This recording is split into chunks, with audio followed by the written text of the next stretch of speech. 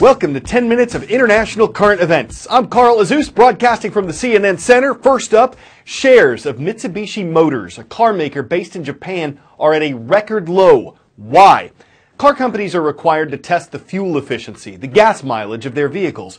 And Mitsubishi recently admitted that it had cheated on its fuel economy tests, essentially saying their cars got better gas mileage than they really did, and that the company's been doing this for as long as 25 years. This includes the gas mileage for hundreds of thousands of vehicles, including some sold to the car maker Nissan. But only the Mitsubishi cars sold in Japan are believed to have the wrong gas mileage information. The company says cars sold in the U.S. and other countries were tested the right way and have accurate fuel economy measurements. The scandal has decreased Mitsubishi's market value by 50%. Other car makers, including Kia, Hyundai, and Ford, have paid a price for overstating their cars' gas mileage. Dangerous forecast last night for many parts of the U.S. Midwest. The National Weather Service said tornadoes like this one, damaging hail and destructive winds, were expected. A CNN meteorologist said a tornado outbreak was possible. And in the path of all of it, more than 3.6 million Americans. Remembering a massive, deadly tornado from 2013, 2 Oklahoma school districts shut down and some others let students out early yesterday. Nebraska, Kansas, and North Texas also had weather warnings. Forecasters say to prepare, know the safest spot to go in your home or school or business. Set up a meeting place with your family or friends in case phone service goes out. Keep a weather radio handy and set your phone to receive emergency weather alerts. All of these things can help if a tornado spins up. Tornadoes are so powerful they can flatten homes to their foundation. They can peel asphalt right off of a highway. And it can toss around 18-wheelers like they're small toys.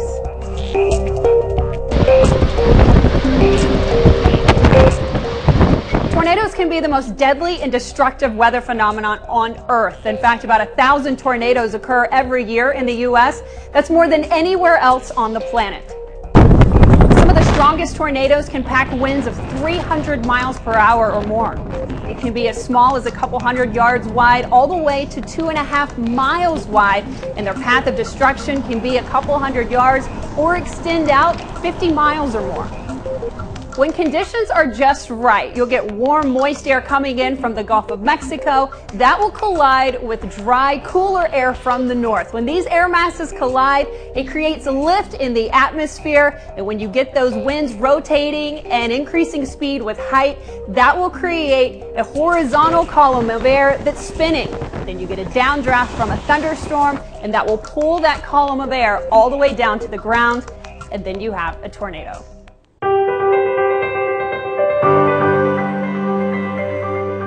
Spina bifida is a condition that occurs when the spine doesn't develop properly at birth, and as a result, it doesn't entirely cover the spinal cord. The condition can be mild or severe. Sometimes it can be corrected with surgery, sometimes it can't. Spina bifida wasn't the only obstacle that Corinne Marasco had to face growing up, but the person she became and the accomplishments she made are the reason why she's today's character study.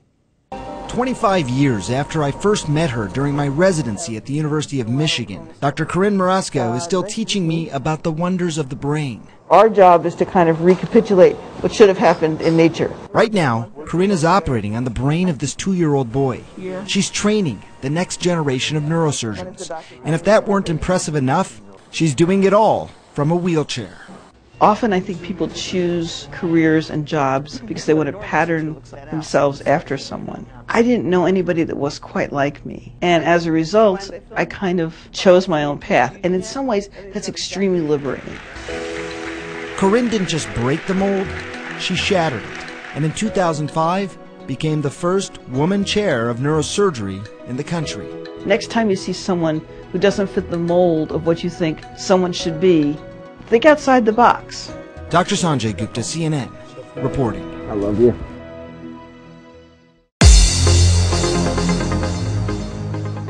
We can tell spring break is over. Requests are coming in by the hundreds on our roll call page. In Michigan, we're happy to have the Chiefs watching today. Sheboygan Intermediate School is in the northern city of Sheboygan. To the city of Lebanon in northwest Oregon, we've got the Warriors. Lebanon High School is here. And for the first time on our roll call, we're shouting out the Dominican Republic. The International School of Sosua is in the town of Sosua. There's a sort of robot revolution happening in parts of Japan. Automated, computerized mechanisms replacing people in jobs.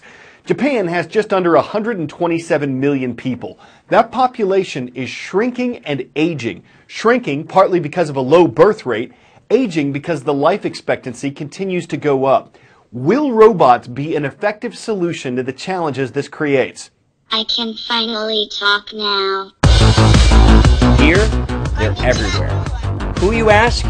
Maybe it's more of a what. Today, current local will be rain. Machines of all kinds. Moving beyond the fun and the trendy, many Japanese scientists say a robotics revolution is underway. Some experts predict within just a decade or two, nearly half of the jobs in Japan could be done by robots. A practical answer, perhaps, to a shrinking and aging population, with 1 in 4 Japanese over age 65. My mission is to meet these new robot citizens and figure out exactly how they fit into an evolving Japan. So, we begin here.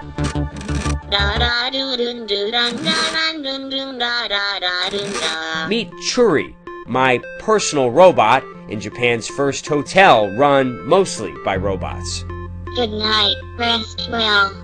Tomorrow's morning. No, really, right from when you enter. Welcome to Hanel Hotel. I will confirm your check-in information. Will Ripley. Please input your reservation name.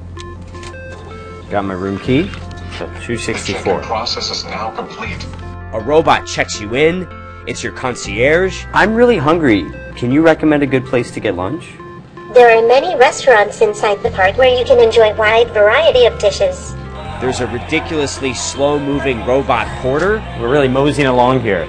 Facial recognition technology lets me into my room. Machines even handle the dining experience. This all may seem a bit odd to you, but this vision of the future actually seems to work in Japan. In America, I grew up with movies like The Terminator. But here, people are used to machines, even friendly towards them. And while it's amusing to have a velociraptor at your service, is this really what all robots will eventually look like? Hello, my name is Erica. May I ask your name? My name is Will. It's nice to meet you, Will. Let's learn a little about each other.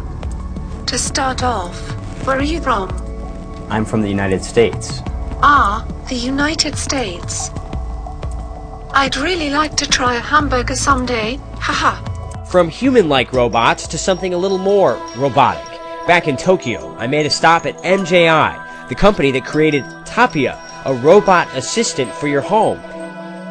It's kind of like a smartphone, but more approachable and friendly, modeled to be a companion for the elderly, especially those living alone. Do you think robots like this will be as popular as cell phones? Yeah. Why? In Japan, robot is very familiar to us. So actually, in the childhood, robot is hero. Robot is friends. These creators are taking the first leap, innovating in a country that's continuing to test the boundaries, to push the limits between humanity and technology, and in the process, redesigning the modern city.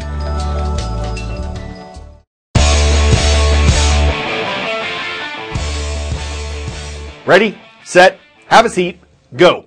That's kind of the idea behind this event in Taiwan. Well, that is some really sweet costumes. It's the Chair Racing Championships. Because why not? Some office chairs are faster than others.